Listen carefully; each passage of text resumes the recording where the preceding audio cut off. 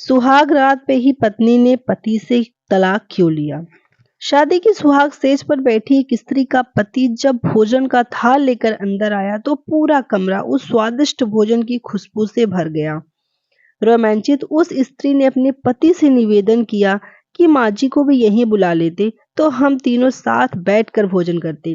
पति ने कहा, छोड़ो उन्हें, वो खाकर सो गई होंगी। आओ हम साथ में भोजन करते हैं प्यार से। उस स्त्री ने पुनः अपने पति से कहा कि नहीं, मैंने उन्हें खाते हुए नहीं देखा। तो पति ने जवाब दिया, क्यों तुम जिद कर रही हो? शादी की कार्यों से थक गई होंगी, इसीलिए सो गई होंगी। नींद टूटेगी तो खुद ही भोजन कर लेंगी। तुम आओ, हम प्यार से खाना खाते हैं। उस स्त्री ने तुरंत डिवोर्स लेने का फैसला कर लिया और डिवोर्स लेकर उसने दूसरी शादी कर ली।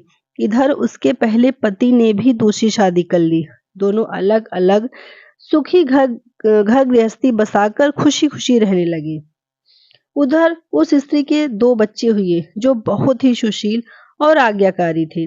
जब वह स्त्री 60 वर्ष की हुई तो वह बेटों को बोली, मैं चारों धाम की यात्रा करना चाहती हूँ ताकि तुम्हारे सुखमय जीवन के लिए प्रार्थना कर सकूं। बेटे तुरंत अपनी माँ को लेकर चारों धाम की यात्रा पर निकल गए। एक जगह तीनों माँ बेटे भोजन के लिए रुके।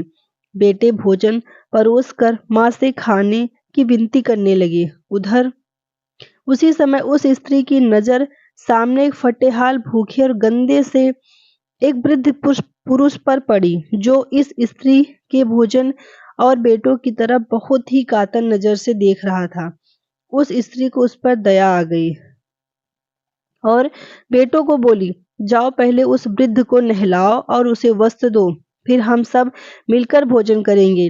बेटे जब वृद्ध को नहलाकर कपड़े पहनाकर उसे उस स्त्री के सामने लाए तो वह स्त्री आश्चर्यचकित रह गई। वह वृद्ध वही था जिससे उसने शादी की सुहाग रात को ही डिवोर्स ले लिया था।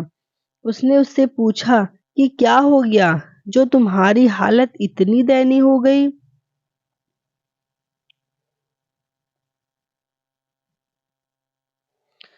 तो उस वृद्ध ने नजर झुका के कहा कि सब कुछ होते हुए भी मेरे बच्चे मुझे भोजन नहीं देते, मेरा तिरस्कार करते हैं, मुझे घर से बाहर निकाल दिया।